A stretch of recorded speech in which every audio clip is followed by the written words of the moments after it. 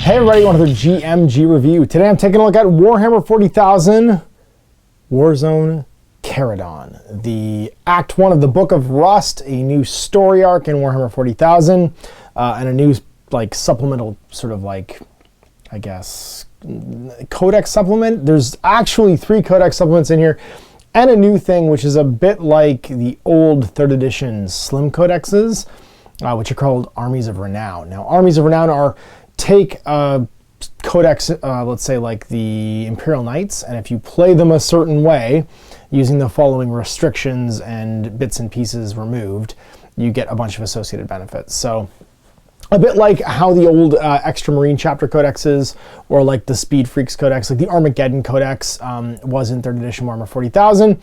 This book is adding on a layer basically to existing codexes, 3 in particular. You've got the Adeptus Mechanicus codex, the Imperial Knights codex, the Drukhari codex, and the, actually I guess it's 4 technically, because the Mechanicus and Knights are kind of together, but then it's the Drukhari codex, the Death Guard codex, and the other 2, the Imperial Knights and the Mechanicus.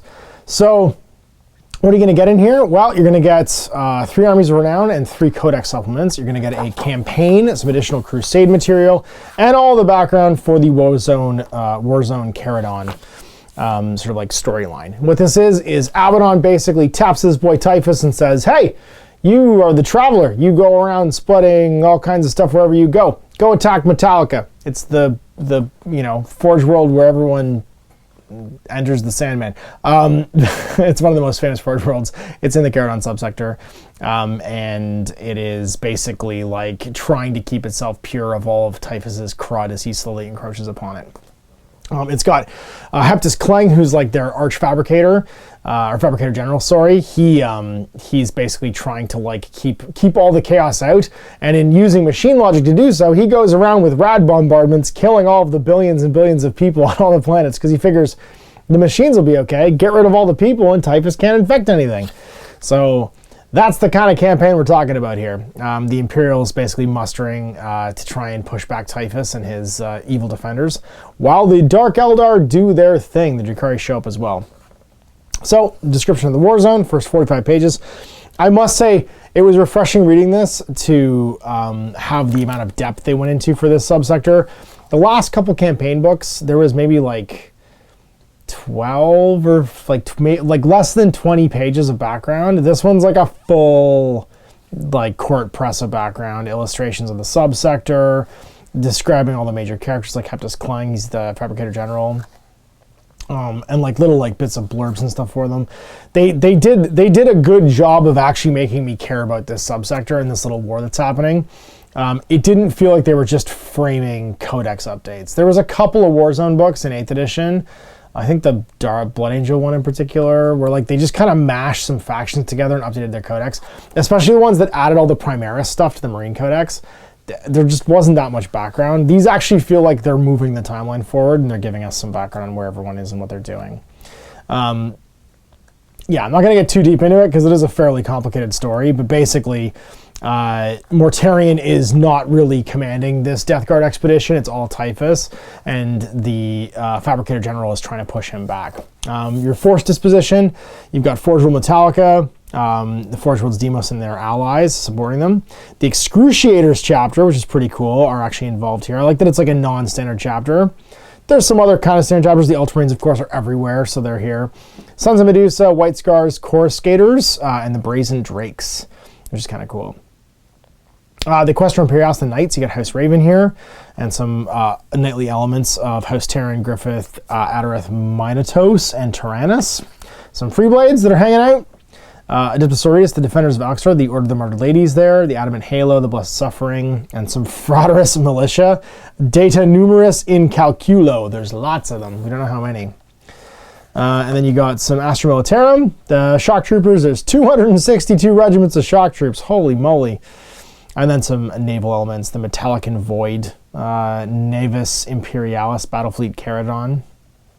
Force of Chaos, you got Death Guard, the Plague Fleets of the various Death Guard Legion, Champions of Abaddon, so Lord Zeeds. This guy's got his own book, the Black Legion book, which is really good. And then Legio Morbidus, with a bunch of like Titans, the Renegade Warbands, some Evil Knights and stuff too. The Disciples, which is some Tzeentch forces. And then the Demonic Hordes. Yeah, we don't read about this. This is all blacked out. I like that that's all like redacted and stuff, but you can kind of read like what people think is there. And then they deleted it. An Alliance of Flesh and Iron. Hey, look at us. We're the Imperium. Let's go.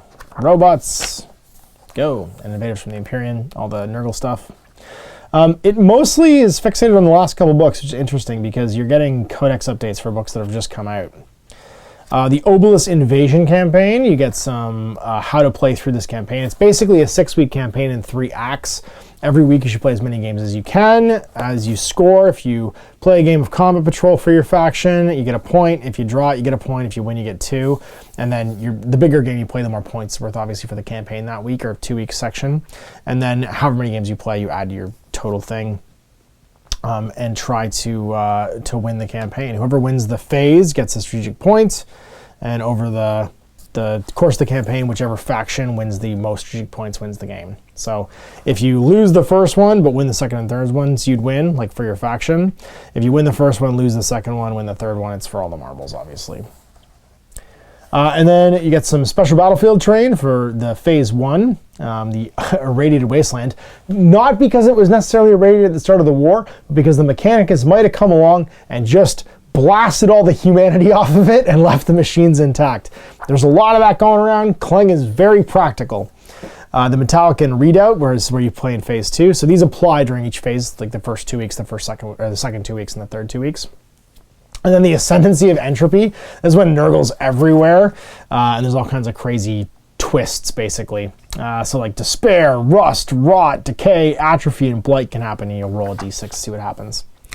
Playing the Legendary Missions, along with Theaters of War, the right mission selection can further reinforce the narrative of an Obelisk Invasion campaign, and you can play each of these missions basically once per week. The campaign master should feel free to introduce these missions as appropriate.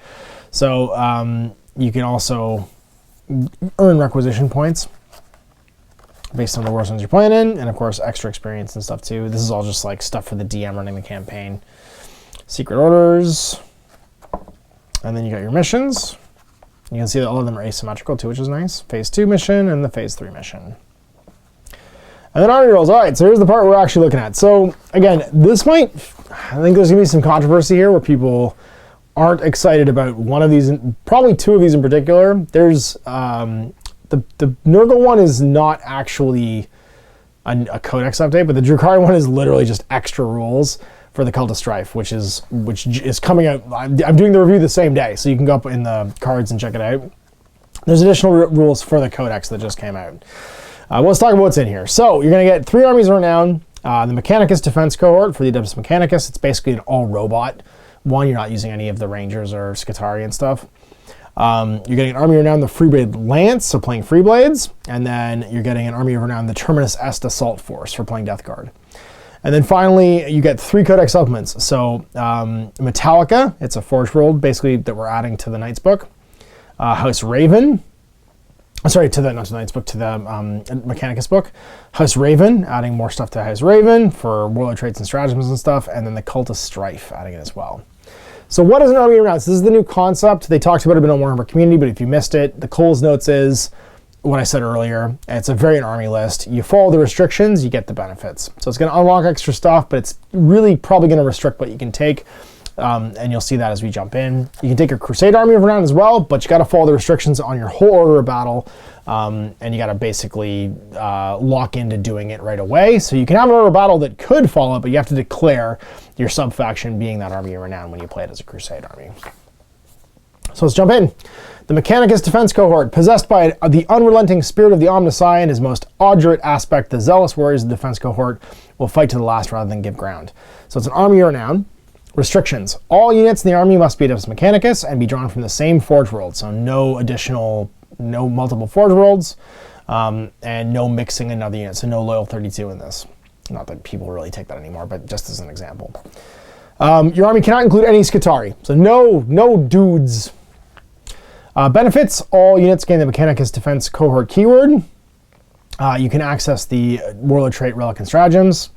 Your breachers, destroyers, servitors, and Castellan robots get the Extremis Sentinel Protocols ability as described below. So all those units get this stuff. So basically you're taking robots and they can all do these things. So first thing, the unit never gets a Forge World Dogma, but its inclusion and detachment does not prevent other units from doing so. This unit gains the Extremis Sentinel keyword. Each time a ranged attack is allocated to a model in this unit, if they're inside their own deployment zone, or if every model is in range of an objective marker, it's -1 damage. So if you're in your table half, or you're in range of an objective, you're -1 damage to everything shooting you. That's a big deal against these robots. Each time an enemy unit declares a charge against this unit, if this unit is not within engagement range, it can either hold steady or set to defense. You're always basically counting as being in cover for the purpose of reaction, which means either getting +1 to hit in melee or overwatching on 5s. If you hold steady, 5+ overwatch, and again, if you set to defend, +1 to melee. So that's pretty cool. -1 damage if you're in your table half, which is easy to control, or in range of an objective, which is probably pretty easy to control. And then, of course, just always counting in cover for Overwatch and set defense is pretty cool. I mean, it's not as big deal in this edition where Overwatch is only 1 unit and it costs a CP, but the set defend can happen all the time, which is kind of neat. And then Warlord traits, cacophonous leadership, there's a big word, while friendly Mechanicus defense cohort units within 6 of this Warlord. That unit has the OBSEC ability. Extremis Sentinel models count as an additional model when controlling an objective.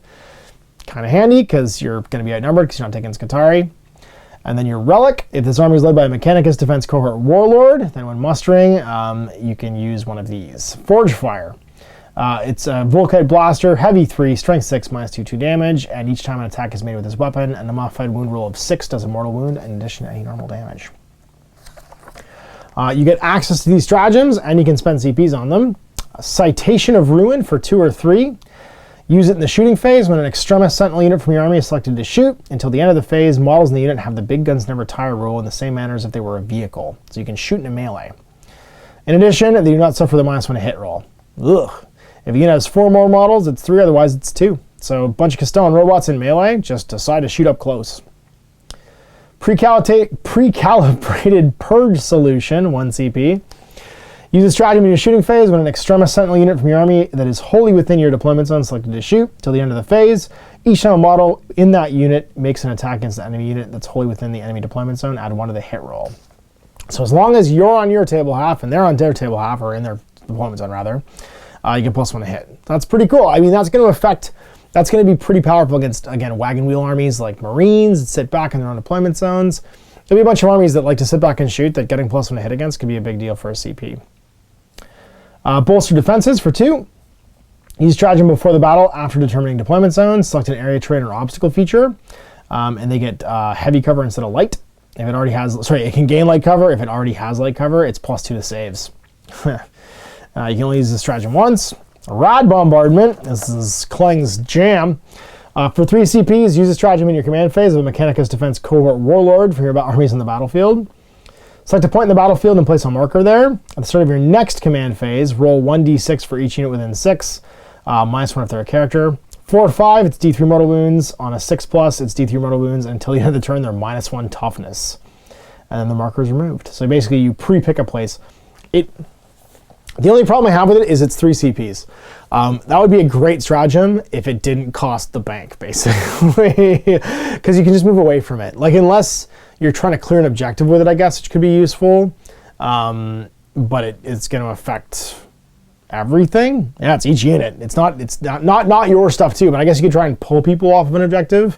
But a big unit's not going to care about D6 mortal or D3 mortal wounds, or even the -1 toughness. The -1 toughness can make it useful for later on, though. It just feels like a lot of CP for something that could be walked away from or avoided. I'd probably make it 2. It just feels steep for 3. And that's it. That's your Mechanicus defense cohort. So no Scutari, bonus Relic, bonus Warlord trait, and 4 new strats. And obviously the Extremis Sentinel is kind of cool for the robots. So it's a theme force, basically. It actually feels a lot like the theme forces from War Machine. And then our Codex Supplements. So Metallica, it's a Forge World that you can now take and have it be Metallica. So it's just a new Forge World, basically. Everybody gets the Metallica keyword. Your Warlord traits you can choose from: Master Annihilator. In your command phase, select a friendly Metallica unit within 6 of the Warlord. Till the end of the command phase, Add 6 to the range characteristic and add 1 to the strength characteristic of radiant weapons. For the purpose of this rule, radiant weapons is anything with the radium name, so carbines, pistols, etc. It's not cumulative with any other rule that increases weapons range. So that's neat. Your rad guns all get better for your vanguard, I guess. Ash runners, add 3 to the move and strength characteristic of this warlord, so you get to be big long legs. And then radioactive emanation is an aura. While a unit's within 6 of this warlord, unless it is a metallic unit, subtract 1 from the toughness characteristic. This is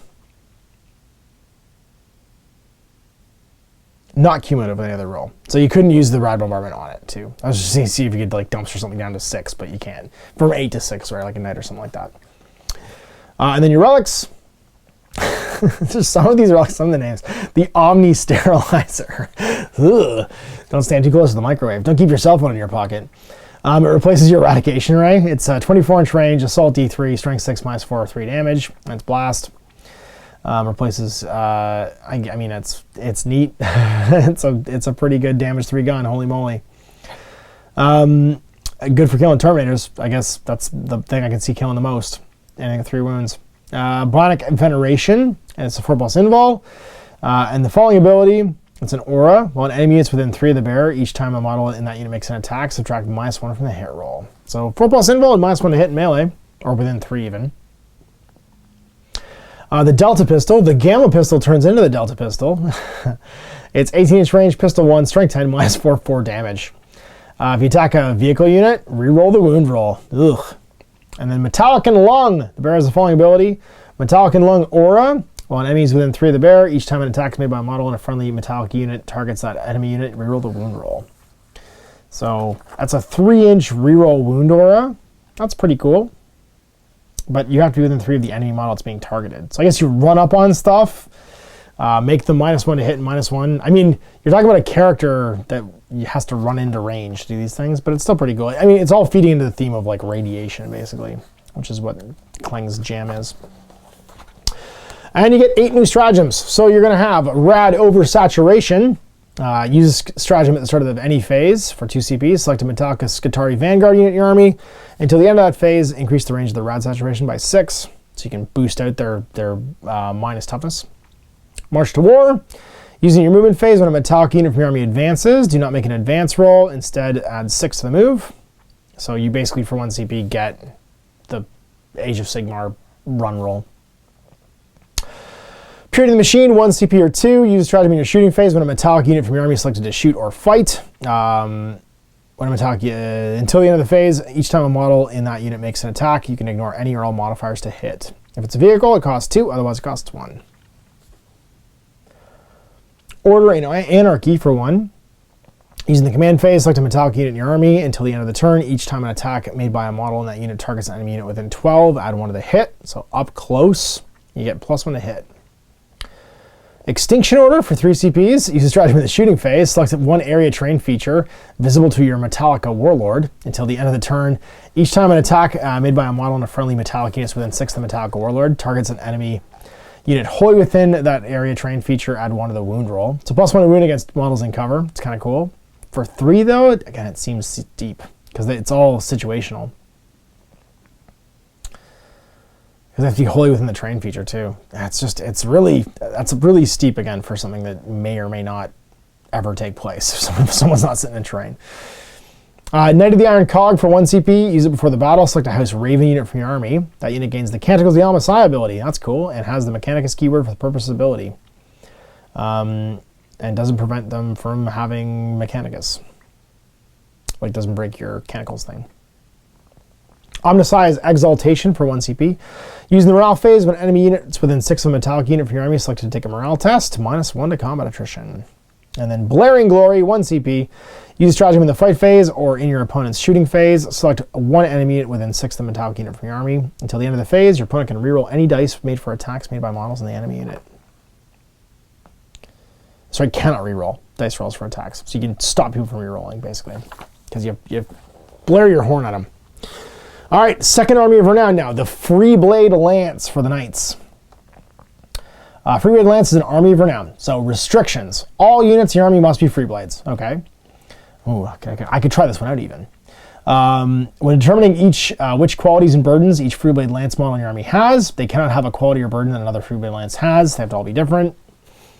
And then benefits, they all gain the Freeblade Lance keyword. You have access to the Freeblade Lance Warlord traits, relics, and stratagems. Each Freeblade Lance in your army can have qualities and burdens rather than just one. So everybody gets qualities and burdens. They're all free. Basically, you have an army of Freeblades. And then character models in your army gain the Legendary Knight ability. Add one to the leadership characteristic of this model. When giving qualities and burdens to this model, you can use the following method instead of the one in Codex Imperial Knights. Select 2 from the quality, select 1 from the burden. So pick 2 and gain 1. That's amazing. Remember, when determining qualities and burdens, each Freeblade Lance model in your army, they cannot have a quality and burden another one already has. Warlord traits. If a Freeblade Lance character is your warlord, you get the following one. Echoes of the Past. This warlord gains the benefit from one household tradition, selected from the Codex Imperial Knights. Even though they are a Freeblade, write down this tradition on your army roster or crusade card when this warlord trait is selected. And then relic, they can do the Bringer of Justice. It's a Reaper Chainsword.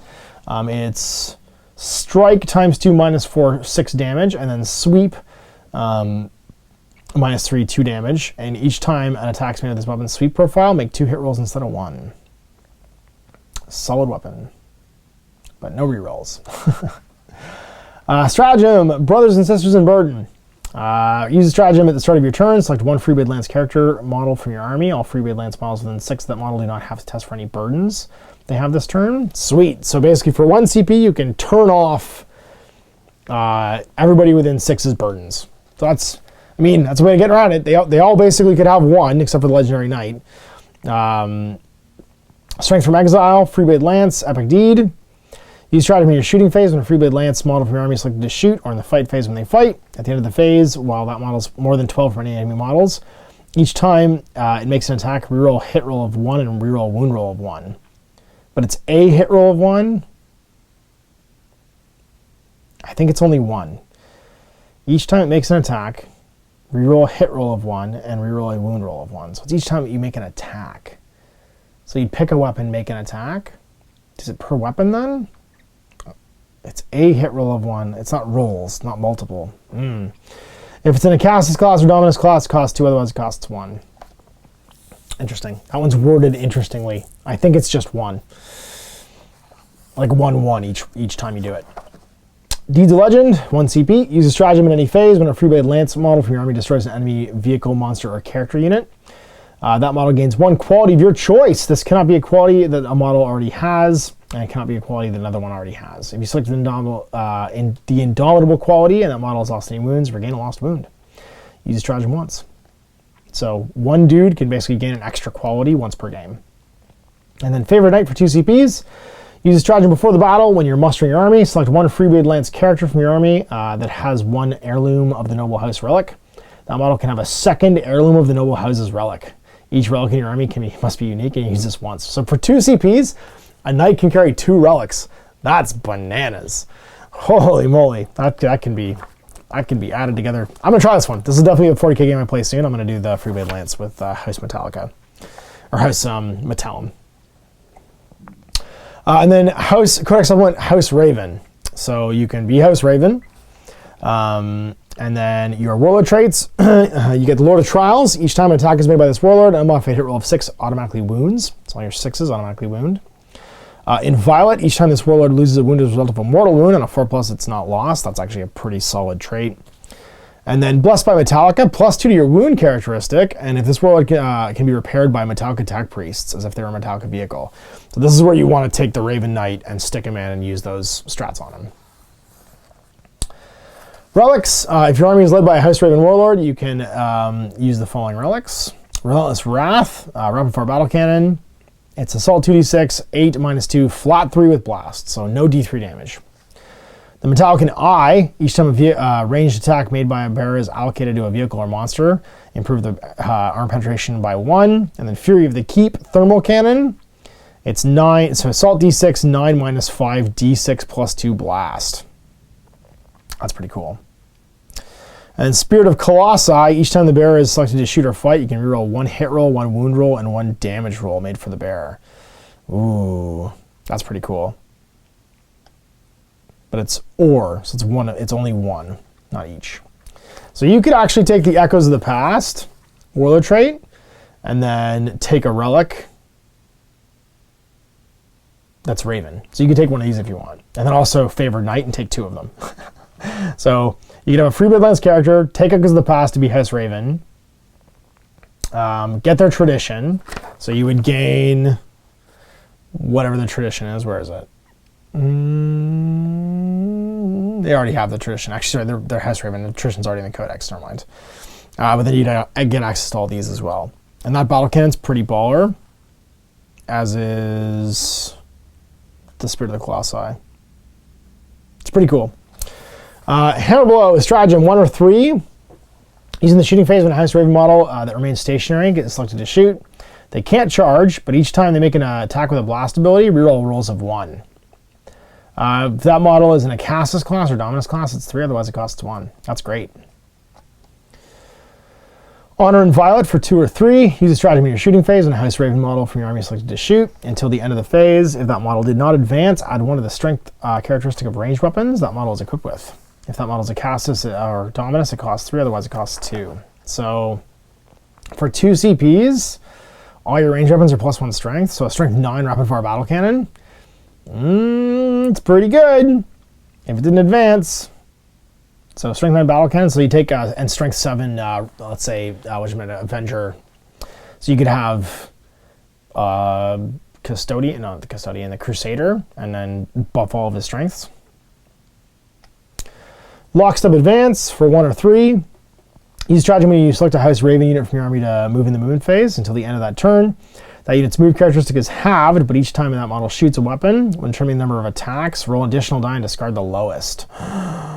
That's amazing. And so many of these are amazing. Like, just be like, I'm going to take this one and this one and this one. Crimson Wall, use a stratagem in the fight phase when a melee attack is allocated to a House Raven character from your army. The saving throw is automatically 6. So just automatically roll a 6 in melee.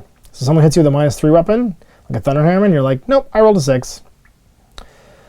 Shadow's Reach for 2 CPs. Use stratagem at the start of your opponent's movement phase. Select a House Raven model from your army. Until the end of the phase, enemy models are considered to be within engagement range of that model, while they're within 3 horizontally or 5 vertically.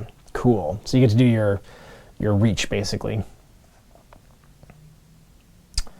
That's in the opponent's movement phase.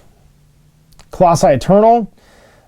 Use stratagem in the start of your opponent's shooting phase. Select 1 House Raven model from your army. Then select 2 other House Raven models within 3. Well, those 2 models within 3 of the first model, all 3 have a 4+ invul against range attacks. That's amazing. So, like, you rotate Ion Shields for 3 dudes all standing together. That's an amazing stratagem. Holy moly. Yeah. That's just you walk a wall of knights forward, basically, and have a 4+ invul. Horrors at Bay for 1 CP. Use a stratagem in the fight phase. When an enemy unit is within engagement range of a House Raven model from your army and it's selected to fight till the end of the phase, only the models in that unit that are within engagement range of your House Raven model can make close combat attacks against it. So no half-inch, so no piling on, basically. Cool way of keeping Gene Stealers and stuff off you. So for 1 CP, basically, only the guys actually like within an inch get to fight. And then Rolling Thunder for 1 CP. Use a stratagem in the charge phase after a House Raven model from your army, excluding Armiger class models, ends a charge move until the end of the turn. On enemy models within 3 of the House Raven model, each time that enemy model makes an attack, you're -1 to hit. Pretty great. Lots of like defend against melee and shoot well while people aren't near you. Those are some pretty good stratagems. I gotta say, House Raven's looking better and better. And then we're into the Codex Supplements for the Terminus Est. So first of all, an Army of Renown. So this is for Death Guard, first, which just got a book. Restrictions, no vehicles. Can't have Metarian. All units must be Death Guard and are from the Plague Company that are the Harbingers. If your army includes Typhus, he must be your warlord, and he gains the Harbinger of Death warlord trait in addition to all of his other warlord traits. So it's an infantry-only Nurgle army.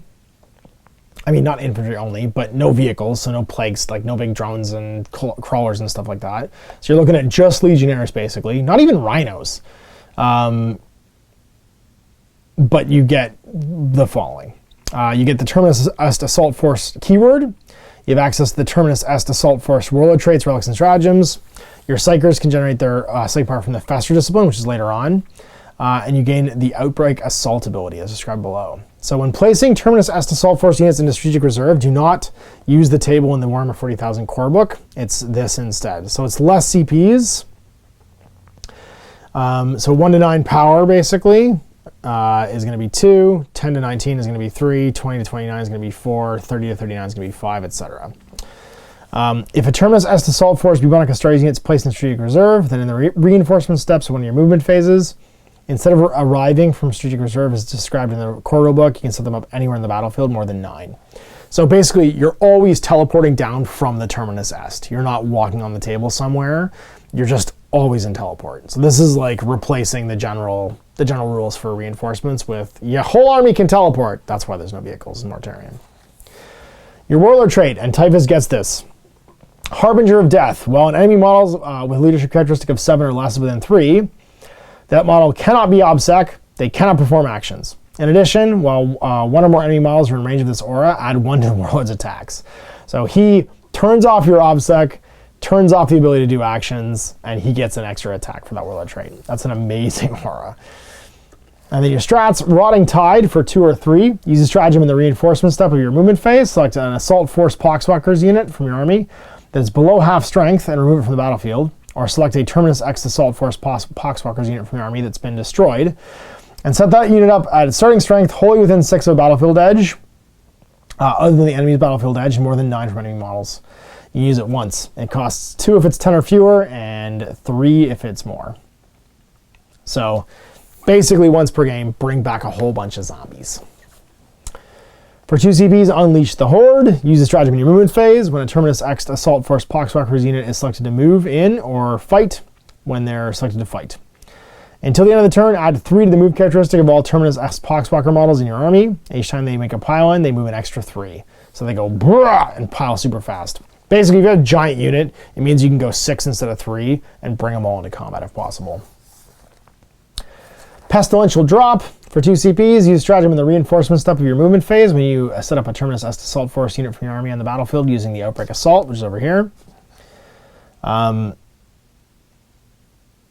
the Teleport Check ability, so if you already have it from Death Guard, because you wouldn't have to pay for your Terminators, basically. Select 1 Contagion of Nurgle ability the unit has. Until the end of the turn, its range is 12. This is not cumulative with any other abilities that increase contagion range. So for 2 CPs, you can push out your contagions to 12. And then Callous Disregard for 2 CPs. Use a stratagem in your shooting phase. Select a Bubonic Astartes Terminus Assault Force unit from your army that's eligible to shoot. Until the end of the turn, models in that unit can target enemy units with an engagement range of friendly Poxwalkers or Plague Followers. Each time a model in that unit makes an attack, subtract 1 from the hit roll, and if the hit roll is not successful, it hits the Poxwalker or Plague Follower instead. So for 2 CPs, you can just shoot into combat against all your zombies who are fighting dudes, which I think is really funny. The Fester Discipline, which you can take instead of the one in the Codex. Gift of Infection, Malediction, cast on 7. Select an enemy unit with an 18 of the Psyker. Until the start of your next Psychic phase, they're -1 Toughness. And it's not cumulative, though, with anything else. Lung Rot, cast on 7. Select an enemy with an 18. That unit cannot advance. Each time they're selected to charge, only units within 6 can be the target. And each time a charge roll is made for that unit, it cannot be re-rolled. That's a really handy one for locking down big stabby models. It's any enemy unit, too. Pernicious Dose, Blessing, cast on 7, friendly within 6. Until the start of the next Psychic phase, each time a model in the unit makes an attack with a Plague Weapon, reroll the hit roll. So reroll hits. Cool. Noxious Discharge, Witchfire, cast on 6, enemy within 12. Unit takes a mortal wound, and all units within 3 suffer a mortal wound. Rotwind, Malediction, cast on 7, select enemy with an 18. Until the start of your next Psychic phase, each time a model with a unit makes an attack, reduce the armor penetration of the attack by 2 to a minimum of 0. So basically all their weapons start falling apart. And then Accelerated Entropy, Witchfire, cast on 7, select enemy within 12. And Visible, both players roll a d6 and add their toughness characteristic. If the result is higher than your opponent's, the enemy takes 3 mortal wounds. If the result is double your opponent's, or more than double your opponent's, they take d3 plus 3 mortal wounds. So not great against vehicles, but low toughness things like, hey, Mr. Archon of the Drukhari, you're toughness 3, eh? Well, I'm toughness 6. Let's roll a dice and see how you do. Take a whole bunch of mortal wounds. Probably like toughness 5, though. And then your relics. Bilth Sensors for a Psyker. Adds 6 to the range of Psychic powers manifested by the bearer. If it specifies 2 ranges, like Gnostic Discharge, adds 6 to the specific, the first specified range.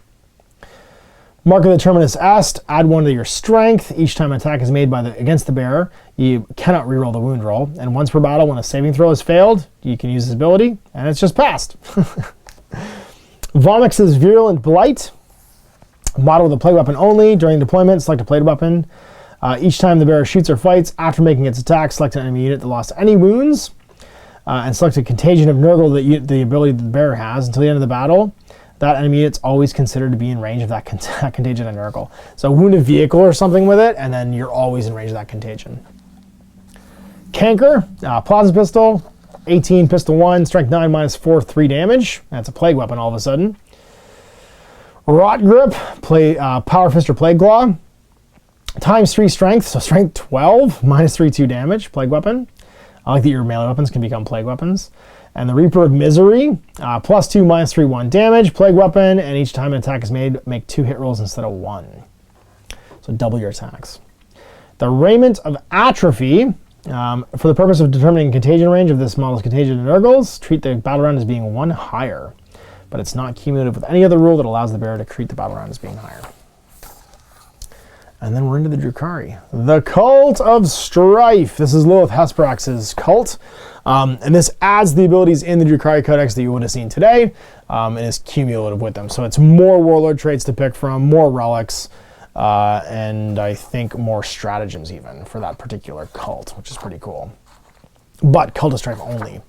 So if you're playing a real space raid and you pick Cult of Strife for your witch detachment, or if you're playing just a witch patrol maybe out of the Drukhari Codex, and you take the Cult of Strife, you have access to all of these. So extra Warlord traits, Competitive Edge. Each time this Warlord fights, if all of those attacks target one enemy unit, after resolving all those attacks, it can make a number of additional attacks equal to the attacks that did not reach the damage step. So anything that doesn't do damage, you make all those attacks again. Unparalleled Agility, -1 to hit and wound against them. And then Master Executioner, reroll the wound rolls every time you make an attack. Relics, you get Morvane's Agonizer, replaces an Agonizer obviously. It's Strength User, AP -3, 1 damage, Poison Weapon. Each time the bearer fights, after all its attacks have been resolved, select 1 enemy unit that's been hit by any attack made by this weapon. Until the start of your next phase, they can't fall back. You got them shocked and like rattled. Garland of Spite, at the start of the fight phase, select 1 enemy model, excluding monsters and vehicles, within engagement range until the end of the phase, have their attacks, and each time a melee attack is made with a bearer, they auto-hit. So you just auto-hit in melee. Yeah, no big deal. Just a relic that auto-hits. that makes you auto-hit. The Glaive Exquisite. It is +2, -5, 2 damage, and it replaces your Archite Glaive. Each time an attack made with this weapon targets an enemy unit with a leadership characteristic of 8 or more, add 1 to the wound roll. At the end of any phase in which the bearer fought with this weapon, if it did not target any enemy units with a leadership characteristic of 8 or more, you take a mortal wound. So, good when you're fighting Necrons, not great any other time. It's a really good, like glaive, obviously, but you need to be able to kill things that have a high leadership. So good against, I guess, Tyranids and Necrons, not necessarily great against, like, Guard. And then Dark Lotus Toxin, add 1 of the strength and damage characteristics of all melee weapons this bearer is equipped with. That's, again, really good. Garland of Spite and Dark Lotus, kind of amazing. And then your stratagems, Art of the Kill, 2 or 3. Using the fight phase when a Cult of Strife unit from your army is selected to fight until the end of the phase. Each time a model in the unit makes a melee attack, you can reroll the wound roll. If you have 11 or more models, it's 3, otherwise it costs 2. Dance to Death, 1 CP. Use a stratagem in your movement phase when a Cult of Strife is selected to move, or in your charge phase when they charge. Until the end of the phase, each time that unit makes a normal move, advances, falls back, or makes a charge move. Models in that unit can move horizontally through models and terrain features. So you just get to fly through things that are not, like they're not there, basically. You're parkouring. You're like, parkour. Invigorated by Evisceration for 1 CP. Use a stratagem after an enemy unit is destroyed by a result of a melee attack from a Cult of Strife infantry or biker unit. Until the start of your next turn, the models in that unit have a 4+ invul. So you get all jacked up because you murdered somebody. The Blade Well Placed for 2 CPs. Using the fight phase when you're selected to fight. Until the end of the phase, each time a melee attack is made by a model in that unit, improve the AP by 1. Deadly Exemplar for 1 CP. Use stratagem when a Cult of Strife succubus from your army is destroyed by an enemy character or monster. Until the end of the battle, all Cult of Strife units from your army that are on the battlefield are considered to be within the range of their Brides of Death ability. So you die, when you kill a character or monster with a melee attack, you basically show everybody, hey, this is how it's done. Now you all reroll wound rolls of 1. That's pretty cool. And it's only 1 CP, but you got to kill a character or monster. So situational, but could really, really up the value of your army all of a sudden. Flawless approach for 1 CP. Use a stratagem in your charge phase when a Cult of Strife infantry unit from your army is selected to charge until the end of the turn. You can't fire Overwatch against them, and you cannot set defend or hold steady. Pick them apart for 2. Use a stratagem in the movement phase when a Cult of Strife unit from your army falls back. That unit's eligible to shoot and or charge, even though they fell back. So a better version of the one in the Codex. It always costs 2, but it also means you can do both all the time. And you could double it down with the one from the Drukhari Codex to make it so that you could do 2 of those units, could do 2 of those things. Hecatrix of the Crucible for 1 CP. It's a requisition. Select a Cult of Strife Hecatrix model from your army. They can have a relic. So Morvane's Agonizer, Dark Lotus Toxin, Guerrilla Despite, and each one must be unique. So you can basically give a unit leader a cool relic. And then we're into the Crusade rules for the area. So the special campaign badges for playing in this campaign, different weapon enhancements. Obviously based on like there being lots of different Forge Worlds around, and then extra gifts, so for your Death Guard. So if you're playing this campaign using either the Death Guard or using the Adeptus Mechanicus, you can have these extra bonuses, which is kind of cool. And that's it, glossary. And we're done. So there you go. Act 1 of the Book of Rust, Warzone Charadon. So things I liked. I really liked that they spent a lot of time building the scene this time around. It felt like 45 pages of fully illustrated background did explain to me what's going on with these particular factions in this particular area. And I liked the little things. I liked the fact that Clang is in no way a good guy and is like gamma bombing all of the human settlements to keep them from getting infected by the chaos contagions, because that's his practical way of doing so. Things I also liked. I liked that they went back to some older codexes like the Mechanicus and the the Knights, and gave them some little benefits. I liked the Freeblade Lance. It's characterful and it's interesting. I mean, I'm biased obviously because I play Knights, but I think it's cool that they went back and added some stuff to that. I like the all-robot defense force. I think that's really cool. Did they need to save the Drukhari part for this? I don't feel like they did. I feel like this, like, if you wanted to, I mean, they did because it's new and it's cool and it's tied into the release the same week. I don't know. This is kind of like when they put they did this once before. They did this with the Chaos Space Marine Codex, the last one, and it was the Renegade Legions and the Black Legion. They put all the extra rules for them in the campaign book that came out the same week, and I don't know. It just feels like you're just putting stuff up. It's not having to carry lots of books to play the game. Obviously this stuff is optional, but the Cult of Strife now is just better than the other cabals because they have access to all this additional stuff, including some truly kick-ass relics, and some pretty cool strats and stuff as well, being able to double down strats.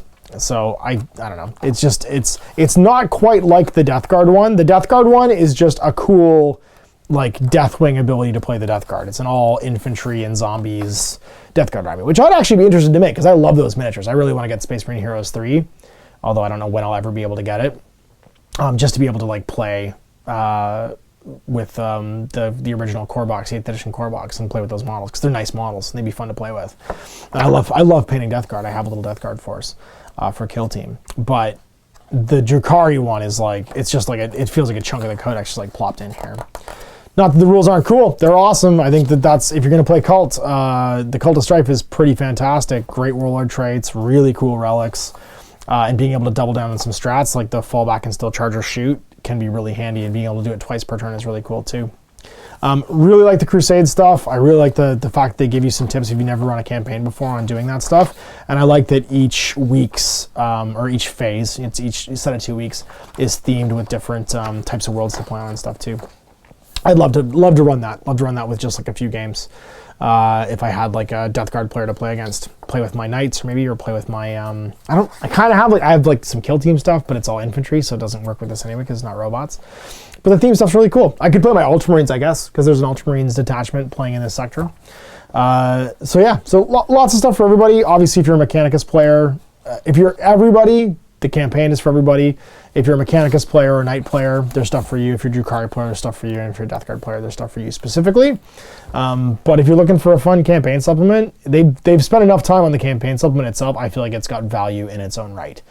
And having like a zombie outbreak 40k campaign obviously speaks to my zombie loving heart. So anyway, there you go. I'll look at Warzone Charadon, Act 1 of the Book of Rust. We'll see for more GMG reviews in the future. Come on, MASH. Bye-bye. I hope you enjoyed that video. If you want to support the channel, of course, like and subscribe and hit the little bell below so you get notifications when I post future content. I do post stuff 7 days a week. If you want to support the channel further, you can, of course, buy a t-shirt through Spreadshirts, buy a measuring gauge or objective markers from Death Guard Designs, or, of course, most importantly, there is Patreon. Patreon is what makes all this possible, keeps the lights on, pays for the studio costs, pays for the equipment, model costs, and everything else, and most importantly, puts food in my kids' bellies and a roof over their heads. Big thanks to everyone, past, future, who supported me. I do this stuff because of you guys, and of course, I will continue doing it as long as I can.